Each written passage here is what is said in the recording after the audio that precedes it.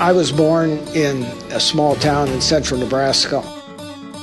My father was a farmer for a number of years till we moved to the big city of Walbeck, which at that time was around 500 people. And subsequently, my father purchased a grocery store, and for most of my childhood, I was raised in a grocery store until I left and went away to college. I didn't see a great future in the grocery business for myself. I was not really that interested in business and became interested in science while I was in college. One of my instructors said, you know, you should probably go on and go to medical school. When I was a medical student, my wife was evening supervisor at Emmanuel Hospital. Well, she was a very attractive gal, worked out very, very well. When I finished my residency, then I was sent to Portsmouth, Virginia, and spent 2 years in the Navy during the Vietnam War. When I returned from the Navy in 1968, Dr. Ralph Moore decided that he really didn't want to do pediatrics anymore. I sort of took over the realm at Children's Hospital. I was a radiologist by myself there for 18 years. When I entered the field of radiology, we had x-rays and we had fluoroscopy.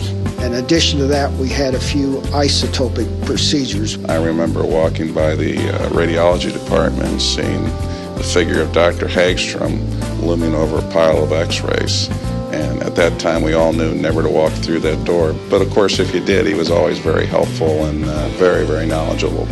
Radiology diagnosis is a very challenging field, and a lot of things you don't see more than once in your lifetime. He was just as smart a man as I'd ever met in my life. Always working, dictating with one hand and pointing at the findings with the other. You have to tailor your exams, and the people that take care of kids, it's a different ball game in taking care of kids than it is the usual adult patient. There really wasn't anything about radiology that he didn't know, and it was always kind of fun to try to see techs get over on him because it couldn't be done. Dr. Haggstrom was sort of a renaissance man of radiology. Any new technology that came along, he somehow seemed to know and master. He gave his whole life to medicine and to Children's Hospital. Taking care of children and seeing the results that you get and making progress is probably what made you feel that you had accomplished something in your life. Dr. John Haggstrom's lifelong quest to be at the forefront of imaging technology led to advanced diagnosis and treatments for thousands of children across the Midlands.